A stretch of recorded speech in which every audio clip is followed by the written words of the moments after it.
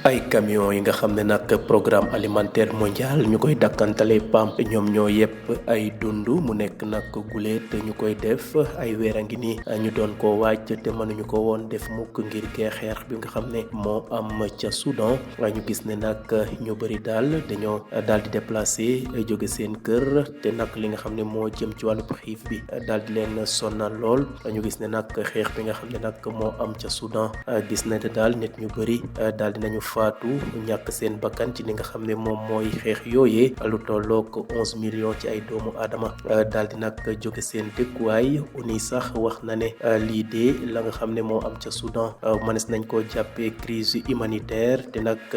ay jamono ngi nii jotuñu ko nemmeeku ci li nga xam ne moom mooy àdduna gi ñu fàtte ne nag xeex yooyu nga xam ne ñoo am ca Soudan ci diggante force de soutien rapide yi ak armée régulière bu général Abdel Fattah al-Burhan tax na daal bu nit ñu bëri daal di nag gàddaay wax nañ ne sax lu tollook fanweer ak juróomi million gi ay doomu aadama xeex yi nga xam ne ñoom la ñu nemmeeku ci Afrique tax na daal ba lim yi nga xam ne ñooy tawee bërëbu xeexukaay yooyee di wutu wàllu ca yeneen réew ya mu gën a yokk waa observatoire international nag ñoo xamle ni mel.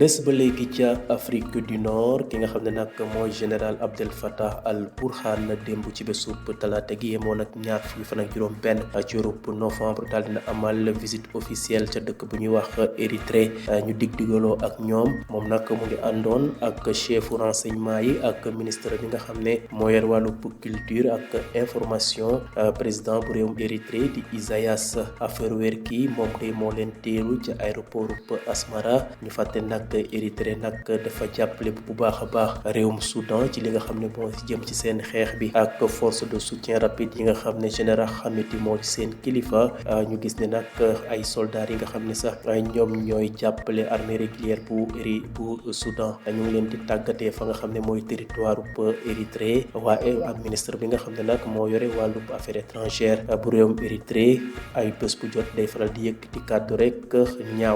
ñaawteef yi nga xam ne FSR yi ñu ngi koy def ca fi nga xam ne moom mooy réewum Soudan te ay weer a ngi nii ñu jàpp ne nag réew moom yi di Érythrée gis nañ ne nag réfugiés yu bëri jóge nañu fi nga xam ne mooy Soudan daal di dem foofee làkku fa. jeexalee xibaaru bitim réew yi ca fa nga xam ne moom mooy Moyen-Orient li nga xam ne nag mooy tegandi ngandaay yi daal dinañ ko tàmbali ci bésub talaata gi démb ci fajar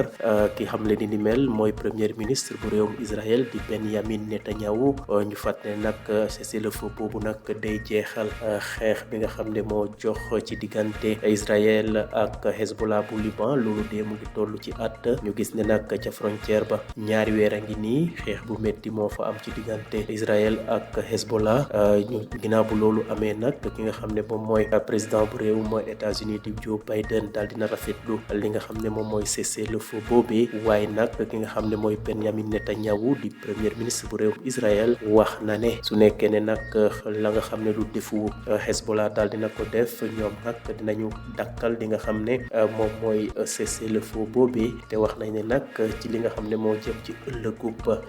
Liban ci li nga xam ne moo jëm ci sous région bi Israël xam ne ne daal la nga xam ne mooy wéyub jàmm bi mu nga ca loxob Hezbollah su nekkee nag def nañu naka su dul noonu dinañu nag delluwaat buum ca boy ñu ngi wax ne nag Israël ñu ngi wax ne daal ginnaaw bu ñu signé cessez-le-feu ak waa Hezbollah ñu ngay jublu nag ci ñi nga xam ne ñooy waa Iran te ñu jàpp ne nag ñoom ay menaces lañu jëmale ci réewum Israël. Des camions du programme alimentaire mondial le PAM ont pu livrer pour la première fois depuis des mois de la nourriture dans un camp de déplacés plongés dans la famine au Soudan. Le conflit a fait des dizaines de milliers de morts, déplacé plus de 11 millions de personnes et créé ce que l'ONU qualifie de pire crise humanitaire de mémoire récente avec des risques de famine généralisée. A rappelé que les conflits, violences et catastrophes naturelles en Afrique ont considérablement fait grimper le nombre de personnes forcées de quitter leur foyer et porté à 35 millions le nombre de déplacés dans leur propre pays à la fin de l'année dernière, selon un observatoire international. Restons toujours en Afrique du Nord. Le général Abdel Fattah al-Burhan a effectué ce mardi 26 novembre une visite officielle en Érythrée voisine. Il était accompagné par le chef du renseignement ainsi que par le ministre de la Culture et de l'Information. Le président érythréen Isaias Afwerki est venu à leur rencontre à l'aéroport d'Asmara. L'Érythrée est engagée au Soudan aux côtés de l'armée régulière et c'est sur son territoire que s'entraînent les forces qui épaulent l'armée contre les forces de soutien rapide. Le ministère érythréen des Affaires étrangères a à plusieurs reprises dénoncé les crimes des FSR commis au Soudan depuis le début de la guerre. Ce pays reçoit également des milliers de réfugiés soudanais.